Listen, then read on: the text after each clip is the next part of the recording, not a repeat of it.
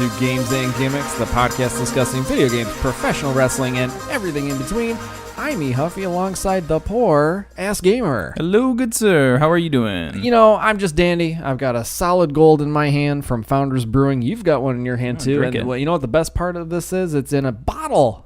Yeah. Solid gold was always in a can, so now that I got it in a bottle, I'm having one heck of an evening. I think this is fantastic. Yeah, it's good. Enjoy it. I've already taken my pregame sip. But we want to thank everybody for joining us here for this episode and checking out all of our stuff, especially from gamesandgimmicks.com. We've had a lot of great content up recently. Had just a beautiful article from you, good sir. Thank you. The strange crossroads of Game of Thrones and professional wrestling. Yes. Who'd have thought that there'd be any correlation between the throne and the marks? I surely didn't, but there is definitely some connection there. So check that out. You found a way. And It was Yes. fantastic. And we got some cool designs up for t-shirts. Our little shop link. Check out our little shop link on the website. Got some pretty cool mock-ups, some parodies of some famous logos and designs that you may recognize, but all in the vein of games and gimmicks. Show your games and gimmicks pride. It's really cool to do. And I do want to give a quick shout out to a frequent guest on the podcast, Face of Foley, Yes. also known as Ben, who now has his own YouTube channel, Never Grow Up. Make Yes. sure you check that out. It's got some really great content on that channel. A recent recap of the Motor City Comic Con in Novi, Michigan, which was a hoot and a holler. That's where I got to meet Shawn Michaels. You probably saw that picture on our Instagram, but he's got some really great content. So give him a follow. Check him out, and he will be back on our show from time to time. Yes, indeed. Because we do enjoy having him here, along with our other Yes, guests Ben. We that want have you had. here, man. Yes. Get in one of these episodes. Yes. We'll bring you. Please You're here. I really do appreciate some of the stuff he's doing there because it kind of hits some of that stuff that we know that Ben has loved for years, and it's just he texted me back and said like, oh yeah, I've been looking at your stuff and sort of pushed me into kind of doing it too. So I it's cool to see him taking on the YouTube stuff there too. So It's fun to do. Yeah. It's fun to do. So let's just dive right into what we're here for today, and that is we're going to talk about Double or Nothing. yeah, I put my chips all on All in. All in. All out? You did. All Yeah. in. We You put it all in, then you pulled it all out. We put our Double or nothing. $25 worth of chips each to watch this pay-per-view. And yeah, I think just ultimately like it was the same feeling I got from All In. Do you remember how much we were talking about how we were like buzzing after that pay-per-view and like the feeling of like, wow, this is what wrestling really should be, and this is how simple it is. But yeah, what were your thoughts about after watching that pay-per-view? Well, cool thing. So just on the rare, just if someone is completely new to what we're talking about, which I highly doubt, but just in case, this is the first show for All Elite Wrestling, the new startup company put on by Cody Rhodes, the Bucks, Kenny Omega, Tony Khan and his family who owns, the Jacksonville Jaguars Correct. or something, football team. Okay, so they're rich. They're stinking rich. They're already in a better position than what TNA ever had because they never had a multi-million-dollar or they didn't have billionaires funding this company. Yeah. So it was their first pay-per-view. Overall, I was completely thrilled and enjoyed the show. We're not going to go through the card like we usually do. How the night kind of went for me. I will say, number one, I still think the 4 hours was too long. Yeah. I don't know what it is about wrestling these days, but people thinking that it's got to be 4 hours or more. Right. With the pre-show, it was 5. So that was a little much. The only other criticism that I have is there were times that I felt like the announcers were expecting me to know who was in the ring, who they were, where they came from, what they do, what they've done, which I would say for 80% of the talent on that show, we maybe saw them, but for the most part, we didn't know them. But aside from those two nitpicks, I thought it was absolutely fantastic. Had some great emotional moments. I ended that show with a great sense of, this is why I enjoy wrestling. This is the stuff that really makes me enjoy professional wrestling and could be a good introduction for people to, like, hey, this is what it's all about. Yeah. I think like for the novice, for those who may not realize that we're Games and Gimmicks. Gimmicks is part of our core pillars of the podcast here. Most outsiders think we're going to be spending most of our time talking about WWE, or we're going to talk about New Japan, which is not easily accessible. So yeah, when we talk about wrestling in general, we come from this background of talking about more or less complicated things for people who are outsiders to get involved in it. And I think ultimately AEW has this really simplistic, I wouldn't say simplistic, but just an easy way for anybody who's an outsider to wrestling to enjoy it. Again, what we've been talking about for years, making the wrestling sports-centric, making it about the athletes, the athleticism, what they show us and showcase in the ring. And yeah, overall, I had a fantastic time. I think AEW is one of those things that hopefully will get us back to those days when we weren't having like 4 million people watching wrestling, or like in the old days it was like 20 million people, right, watching wrestling, and now it's like 4. So there is It's this a lot less than that. and that's the thing. There's this lot. untapped market of people who walked away from it years ago, because they didn't feel like their voice was being heard by a lot of stuff, and that was around the time like after Punk and then the whole Cena era, and you and I dropped off of that like crazy. Oh yeah. So yeah, ultimately, I feel really positive about where they're going, and I think it's just good to see, they don't even like, okay, so a couple things to address what you were talking about. You're talking about the 4 to 5 hour pay-per-view. Yeah. I did watch an after they have interviews with the talent after the program. Oh, like New Japan. Okay. Which is sports centric, very yeah. cool, just like football players and any other. They interview the people and they talk about what they just did. Right.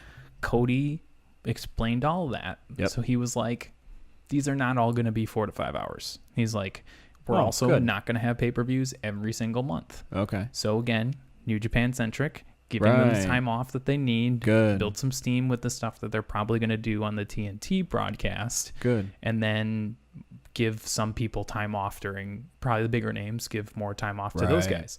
So hopefully on the state side of things, we don't have people getting injured as much. Right. And we get more entertaining matches as a result. I definitely do feel the same way that you do, that there were, I think it was that 6-woman tag match where it was mostly a lot of the women from probably Japan or something like that. A lot of wrestlers I didn't know. Yeah. The Battle Royale, a lot of wrestlers I didn't know. Yeah. I did look up Orange Cassidy today. The guy who puts his hands into the pockets and he sort of lax about wrestling. Another one of those things that's like hardcore fans come out and they're like, this guy's destroying the business, and it's like like the Joey Ryan effect kind of thing. Like they're doing something different, so therefore it immediately means it's immediately bad. It's bad, but it is really cool. Like he's creating a whole persona that I would have never expected for a wrestler to do. Yeah. And then like Luchasaurus and like people that, I've kind of heard of and sort of seen, but like the fact is that they're bringing in a lot of different people. Yeah. You're getting a little bit of everything. Well, from what I saw and what I really liked was such a diverse, all-inclusive roster. It just blew my mind. Yeah. And you got the sports-centric stuff.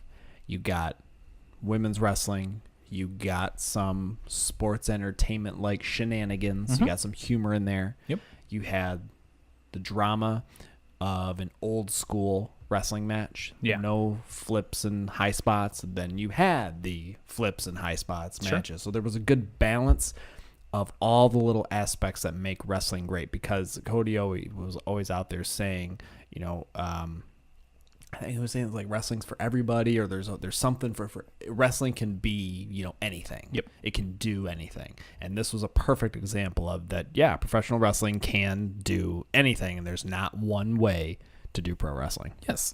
So I think, if you're an outsider and you think wrestling might be a little stupid, or you think like, oh God, why do people watch this? just give this a shot. You know, this is something that we could 100 times over tell you, like, you need to watch this programming. You can go back to All In if you wanted to and watch that, and you get the same feeling. So I guess we'll transition into this. We'll talk about some of the matches that we really liked overall. Yeah. Let's go with the big one. Let's just talk about we got to talk about Cody Rhodes versus Dustin Rhodes, the natural Dustin Rhodes, which was awesome. Yeah. This honestly is a match that I would this match and then probably the tag match would be the ones that I'd have people sit and watch. Like here are two good ways that I like wrestling. You know, the drama one and then the high spot one. So we're starting with the all out drama. Really nice video package before the show starts. You know, it's going to be this personal fight. This was the match that was that Dustin wanted at WrestleMania, but Cody didn't because he knew it wouldn't be what it could be. Exactly. Ultimately, he was right. So this match was just an all-out brawl, and by God, we got the answer of whether or not they're going to allow bleeding or blading, I guess it is, in AEW. We got that answer, and yikes, that was a bloodbath. That was an old-fashioned bloodbath. Whoa. Very much on par with what we saw with Eddie Guerrero, JBL. Like, that one's still, to me, the worst. That is the worst one ever. But yikes. Yeah. But it helped that story. It really sent it home. You could feel the emotion in the announcers, especially Jim Ross. You could see the emotion on them. And it made it stand out. And I think they understand that, you know, this obviously isn't going to happen all the time. Correct. It's going to be rare. And and that's it. So like they could now go 6 months and not have any type of blood. Yeah. You know what I mean? And Sure. like legit, you know, actual willingly bleeding.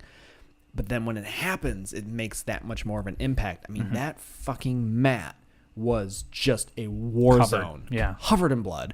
And they did the right thing and replaced it afterwards as the show, you know, went on. So they know there's ways that you can do this, but boy, they had me every step of the way.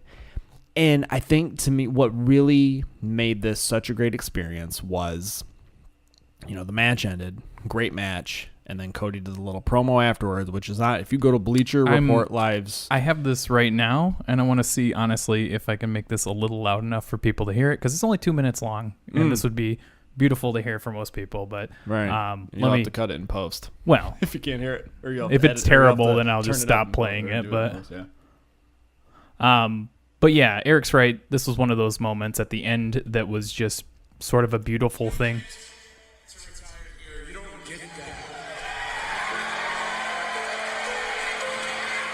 Because I got to ask you a favor. In front of God and the whole world.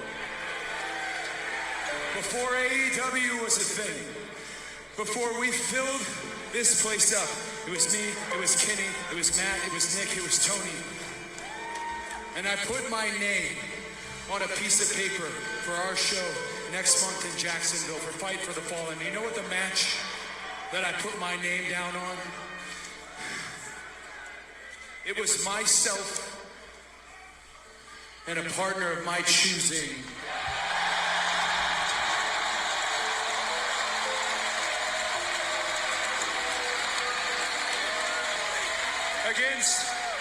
Against what I think is the best tag team in the world, the Young Bucks.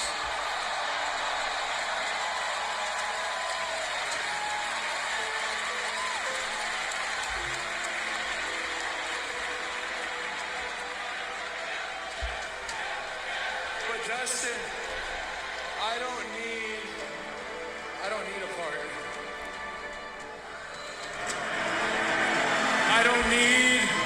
I don't need a friend.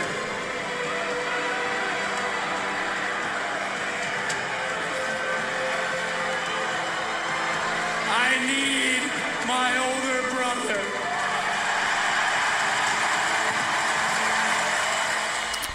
So yeah.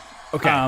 So at that moment, Actually, right before he said the line, "I need my older brother," the shot was on Dustin, and he started crying. Yeah. That was at that moment I got a little choked up. Same here. And you knew what was coming, and then they hit that line, announcers had laid out, you and I were just kind of sitting there like, whoa. Yeah. Like, it hit home. The emotion was just, top notch. You know, as somebody who has older brothers and these like, it's just, and also like the dynamic of what they talked about in this match of them being really separated by time, you know, that Dustin was older brother, didn't live with Cody.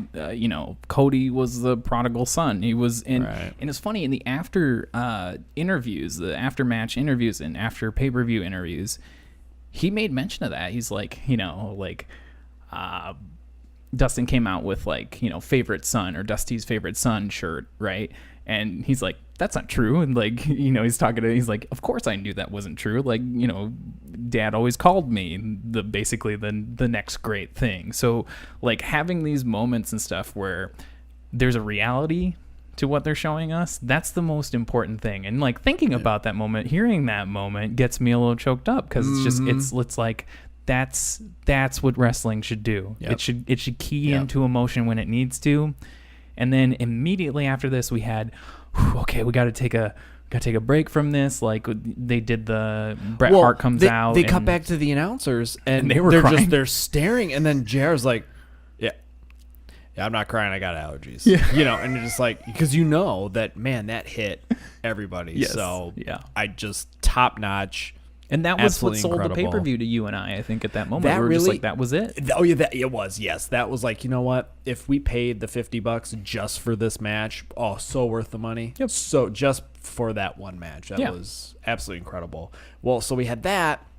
And then on the opposite end of the spectrum, we had big Spot Fest tag team match with the Young Bucks versus, I think they're called the Lucha Brothers, right? Yes. Ray Phoenix, I think? No. Or Phoenix. I think it's just Phoenix. Or maybe it's Ray Phoenix and Pentagon Jr. So again, not super familiar. I know Lucha Underground. They were there. First time I saw Pentagon Jr. was at All In when he fought Kenny Omega. So holy sweet Moses. I mean, this match, like here we go. This is now people can see the crazy athleticism, the Spot Fest, but still have storytelling in it because the Young Bucks are fucking masters at telling stories with all. People just think, they're the super kick guys, or they're the guys that just do crazy moves and don't tell a story. No, you're not paying attention. Yeah. They tell really good stories with their matches. Not to mention the fact that the Lucha Brothers were also matching that energy too as well, doing just as crazy things. And this is a type of match where I think even Cody said this afterwards at All In, they didn't get the chance to display this type of athleticism because they had only so much time. They had to rush through it, and they had to just hit what they could and just finish it. Yep. And so we really got to see the full breadth of all the stuff that they're all capable of. What was it? I call it the Canadian Destroyer, but it's been called a million things. But on the apron, and then another one, and it's just like one after the other. Yeah, like the Meltzer drivers, the top rope brainbuster, which you had described. What was that you described? Is a move that I saw for the first time in Fire Pro Wrestling. Right. And I gave it to my creative guy because I thought it was the most fucked up thing I'd ever seen in my entire. I was like, there's no way that's just got to be made up or something, or somebody did it in the 80s and it murdered somebody and then they never did it again. And lo and behold, here it is on my television screen in 2019. It was a brainbuster on the top turnbuckle. It was just a nonstop, crazy, awesome match. Very good match for the AAA championship. Yes. The Bucks retained, if I remember right. They Correct. won. They retained. So, I mean, that's a great feud that we got right there. But that was a top-notch match. Top-notch match. That's what he meant to say, folks. Top-notch match.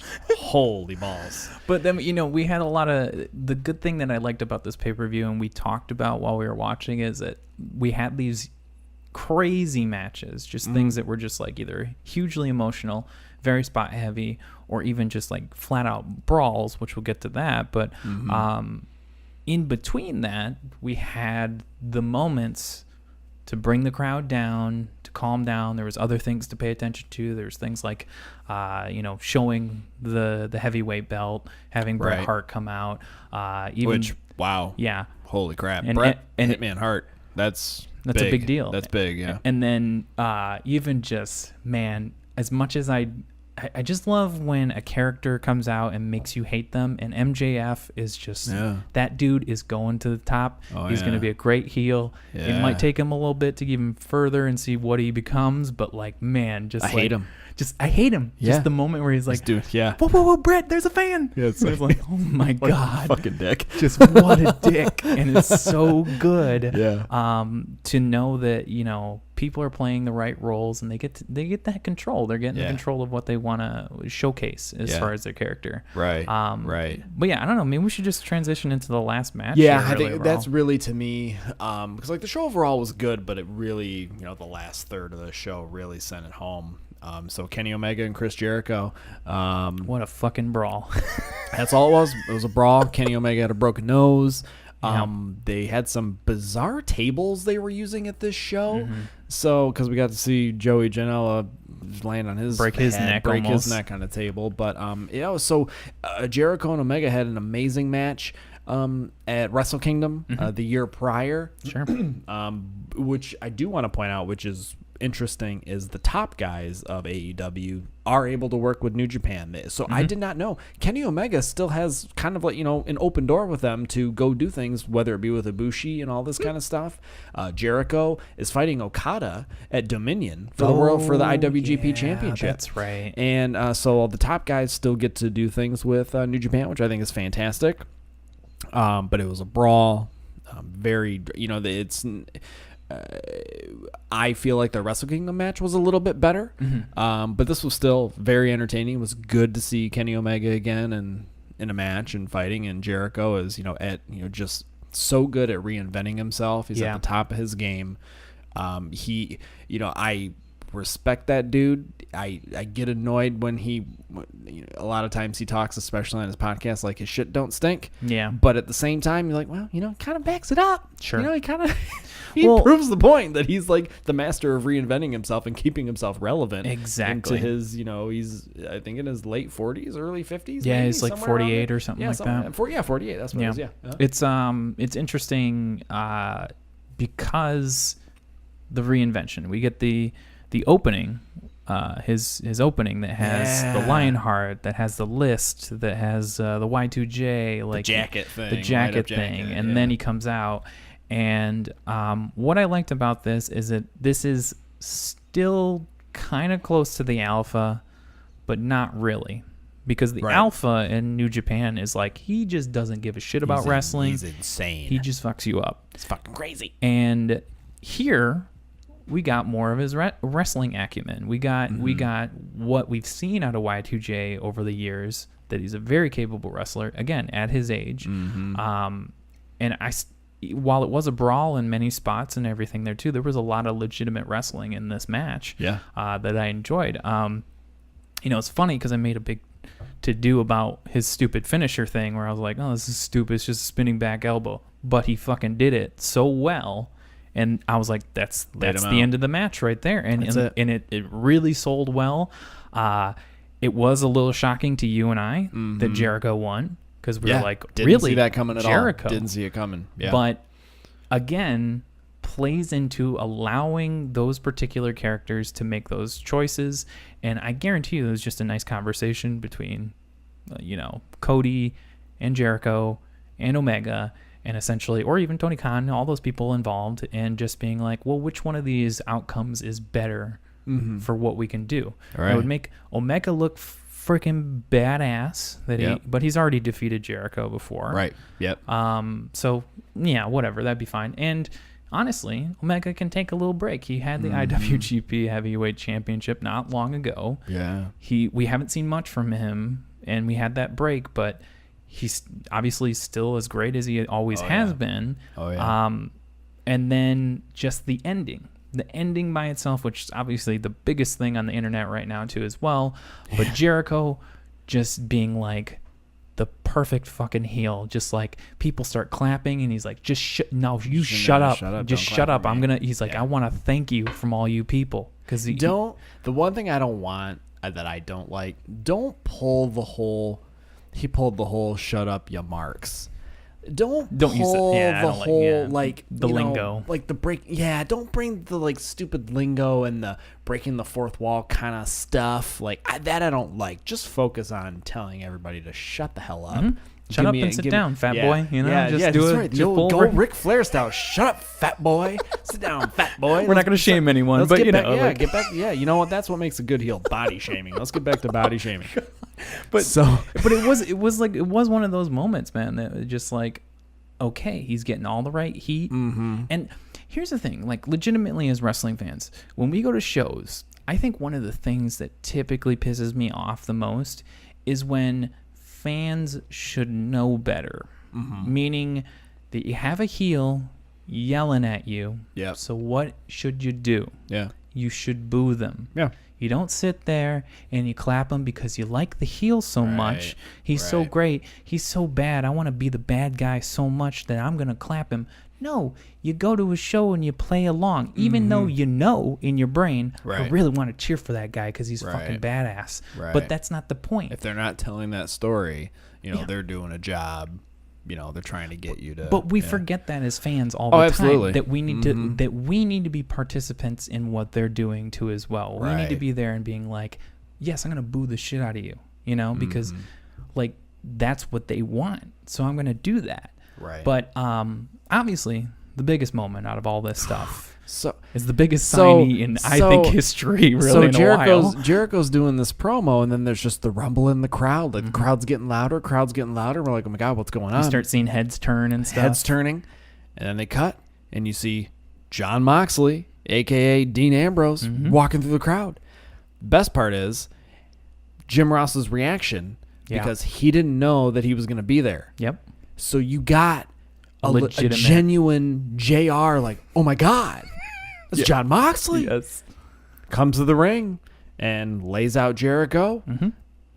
Gets a huge pop. I mean, the crowd went fucking shit. They went crazy. Yeah. Took out the referee, then took out Omega, fought him around, and tossed him off the stack of poker chips through a plexiglass thing that, you know what I appreciated about that? I'm sure it was safe in every way, shape, or form, but it wasn't a fucking air mattress. Yes. It had impact. or a spray painted styrofoam that just went into fucking mattresses. And a puff of smoke, poof. Right, yeah, Jesus. So, yeah, huge signing. Like we kind of knew, maybe that he was going to show up there, sometime. Maybe not necessarily this show, but there he is. Yeah. And, I mean, the demeanor, you could just tell that he was having the time of his life. He was in the element he's always wanted to be in. And then not 24 hours later, we get the announcement that he's also going to New Japan. Yep. He's the one stalking Juice Robinson and challenged him for the U.S. Championship that's going to take place at the final of the Best of the Super Juniors tournament, which is next week. I did not see that coming at all. Holy fucking shit. No, I did not see that coming at all either. I was thinking David Finlay. I was thinking other UK wrestlers. And I'm like, didn't see this one coming. Show goes off the air on a high note. We already said it was amazing. We loved it. We would absolutely recommend it. Let's move with this to New Japan because since Jon Moxley is headed there, he apparently worked up this deal even before AEW. Yep, long before that. So so now he's going to get a chance to be there. No idea if he's going to be in the G1 or not. That would be fantastic. But he's going to challenge Juice Robinson. But now we finally get to see this guy, Jon Moxley, cut loose for real. Yeah. We never truly got to see that in WWE. We never got to see him in his element. You'd have to go back to CZW to see what he was before he got into the WWE. And, even just to make mention, the big news of today was the Jon Moxley on Talk Is Jericho. Lots of that out. All we would say, we're not going to go through all that, but definitely there's a lot of revealing stuff about WWE, why he made his decision. And I'll just say one thing that really hit home to me was he didn't look at the WWE contract that they sent him when he told them that basically he's not coming back. Didn't even open it, apparently. He said they could have offered me $10 million. I still wouldn't have done it. Still would have said no. And I was just like... He said, what was I going to do with all that money? That's what I fucking love, because we talk about wealth so much as far as wrestlers, and he made mention about Brock Lesnar and how, like, basically Vince pays him a ton of money because he just wants him to be his guy, sort of thing. Yep. But to the detriment of the WWE product. Right. And ultimately, just lots of really great revealing things in there. It's amazing. There's even a little bit of Jericho essentially just being, he's like, I recorded this before he gave me a dirty deed, so I'm If still he were here right now, I'd slap him in the face. Yeah, like stuff like that. It's really cool, and like still keeping things within the perspective of what we know. So yeah, like, all props to this guy. I think I even liked the thing where he said, it's like the elf in that the elf that wants to be a dentist in that Christmas animated movie. Yeah, Rudolph. It's like, if you want to be a dentist, don't let anybody tell you otherwise. That it's a beautiful story. He, for what it's worth, he talked really like. Well, he just talked about like some of the great things he was able to do with WWE and like Make a Wish, and like had a great time there. And it doesn't seem like, he doesn't seem like he's worse off for having been there, right? And meeting and working with all the people that he did.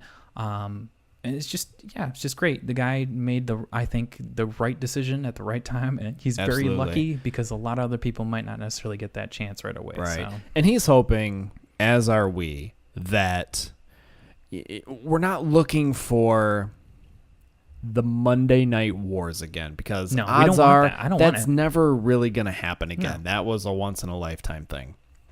What we hope happens is that AEW forces WWE to change the way they do things. Yes. Because look, we're longtime wrestling fans. I'm a longtime WWE/WWF fan.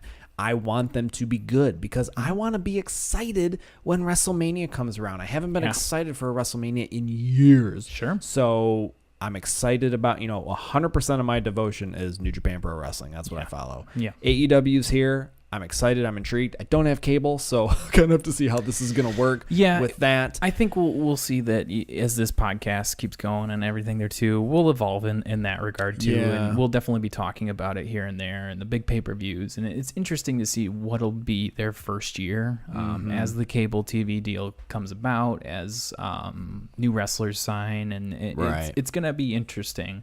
But yeah, it's a lot of. There's a lot of people out there that want it to be negative in some way. That's the narrative that I see a lot. It's like they want things to be negative when they shouldn't be. And it's like, this is a great moment for any wrestling fan, because this is what we've been asking for years and years. So it's good to be here. And ultimately, we're just going to get to see like some great matches and great stories as a result of it too. But pushing the industry to make better changes, just do better for everybody. Yeah. Make a better product, make it entertaining, make us watch it. I do want to watch it. I still have the network for archival purposes, obviously, because boy, am I enjoying Monday Night Raw from 1994 right now. I am having an absolute ball. But so I see this as a positive. We both see this as a positive for the wrestling industry as a whole. It's never been a better time to be a wrestling fan. So really, this is the time to check out all the different things that are out there. I'm excited.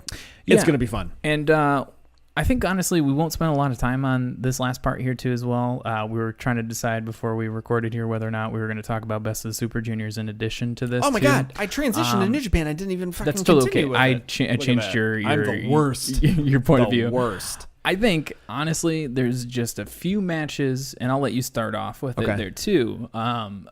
We've been watching several weeks of this program. I'm a little behind, I'll be honest. Oh, I'm super behind. I'm behind to like the 23rd or 24th. I'm up to date on results. I'm just behind on actually watching them. Exactly. Which, again, some of the structure with New Japan is a little difficult when you Yeah. have to like, okay, I'm Work. just going to skip to the matches that I want to watch and Right. see what the results are. Yep. But what would be your recommendation, I guess, if you're going to start here? Well, okay, to start, I will say I just watched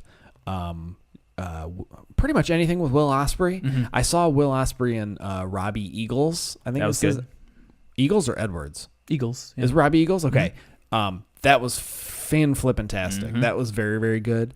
We had was it Will Ospreay and Rocky Romero? That was that another one? I would say another my stellar one. like in the top 3 matches. Yeah. Shingo and Show. Shingo and Show. First night, Absolutely. blew the roof off. It was Yeah. honestly to the point where I was like, how long is this match going to go? Yeah. Like they were 'Cause they brutalizing have each half-hour other. time limits on these matches. That is Yeah. the match. If I were going to tell anybody, you want to know what New Japan is all about, watch these two guys go right here. The Yeah. veteran and like literally like the young buck, the dude who wants to be Shingo in a way. Yeah. They just tore into each other, beat the living crap out of each other. Yeah. Shingo is the force to be reckoned with in New Japan, I think, and for really ultimately the finals as we get there too. I haven't seen some of his later matches, so Yeah. but I imagine like the way he's been going, he's going to be one of the bigger ones. The Bullet Club has been very good in most of the Best of the Super Juniors, and obviously, like I said, people like Will Ospreay are there too. So. Yeah. Lots of different types of matches and everything that you could want to watch there. It's a little hard, like to because you get so many matches. Yeah. But those would probably be like our top 3-4 matches overall. Definitely that Romero and Ospreay match. That reminded me how good of a wrestler Rocky Romero is. Yeah. You get him on commentary, but like and he's funny on commentary too. Dude's super multi-talented and Yeah. just what a great wrestler though too. Yeah. So Yep. yeah. It's always entertaining. It can be a grind. It is a little difficult. Like I said, I'm super behind, but I still kind of read the results. You got the YouTube page that helps out with that. And even if you're just curious as to what that product has to offer, every Monday they upload a free full match. Yeah. On the YouTube page. So always check that out if you do want to get a sampling of what New Japan Pro Wrestling is all about. I do see, AEW is taking some, inspiration from that in terms of the sports-oriented feel, the interviews after all the matches, the post-match comments, things like that, time limits, Yeah. Really important. So, And during this time, it's also a good reminder to tell everybody like this is just part of their roster. yeah. Not even necessarily the Yeah. heavieants are not It's just the involved in juniors. any of this. Yeah. We get the heavyweights when we get to Dominion, and we're gonna see just some you forget about Okada, you forget about Jay White, Yeah. you forget about Tanahashi's coming back, Yeah. and like all of these guys. It's funny because I was talking to Uticraze, and he's like, it's hard for me to listen to the wrestling stuff because you guys spit out these names I've never even heard or seen these guys like Tanahashi and like just names that are complicated to an Right. outsider. Right. But even to the outsider of an American, like the funny sounding foreigner names, these guys are some of the biggest, most fantastic wrestlers you will ever see. Yeah. They always put on a dynamic match. So we got some really great things coming up in the next few months that is going to showcase an entire part of their roster that they're not even showing right now too. So, but yes, Best of the Super Junior is like the dynamic time. You get to see all these crazy spots, just stuff that the heavyweights don't even really do for that matter too. Yep. So Yep. It's a good showcase for the junior heavyweights, all the flips, all that fancy stuff. It's a good, exciting time. And then not too long after that, we're going to be rolling right into the G1 Climax, the summer-long tournament. That's going to keep us busy. we'll get our printing off from checklists once the matches get announced and everything there too. But get our charts printed and all that stuff. I want to do a simulation of it in Fire Pro Wrestling World too. I think be cool. that would be fun Yeah. to do. Get all that in there because I'm going to tell you about that game. God bless the nerds out there that create these wrestlers. The instant something cool happens, they had a John Moxley out there like 20 minutes after he debuted. I downloaded that sucker into the game instantly. It's already there. So cool. Thank you very much wherever you are doing this stuff. I hope you're also doing other things to better yourself. But I really enjoy that you give me these creations. I don't have to waste my time doing it. Go outside every once in a while, just experience the rest of the world. Go see the world. We appreciate it, but yeah, See. like it's an amazing time. We want to just reiterate, it's an amazing time for wrestling fans. If you've been distant from all of this stuff for years, it's now the time to come back. Plunk down that $50. Watch Bound. I was gonna say Bound for Glory. Wow, that's a throwback. Watch Double or Nothing. Yeah, it was way worth it. And yeah, for what it's worth, we talked about New Japan many times, that it's a very cheap subscription. It bills at the beginning of the month, and you got tons of content on there. We have not even really jumped into any of the classic content of New Japan, but no, that's a area that I've noticed the website has occasionally put up a article like this week in New Japan history, and they usually have links to the big matches that they talk about. So one of these days we'll have to dive into that, but we're just getting overloaded with all this wrestling content. It's like, where do we begin and where do we honestly have the time to do that? Because we also got to play video games. And that's the thing too. It's hard to always keep all this stuff in perspective. There's so many different people, all these different names and people moving around, and but yeah, just I am very optimistic about the future for the first time in a long time as far as wrestling goes. So that's all I gotta say. Absolutely. And that is a fitting conclusion to this episode of Games and Gimmicks. We did the plugs in the beginning, so we don't have to have the awkward ending here with the show. So with that, we bid you a lovely evening, a wonderful day the next day, and yup. It's still as awkward. It's just as awkward. GamesandGimmicks.com, folks. Yeah, that's it. No, you don't do that. We did it in the beginning. We don't do it at the end. That was the whole point. You just go there anyways. Yeah, go to Peruse. the website. Yeah, peruse the site. Hit the stop. We'll see you.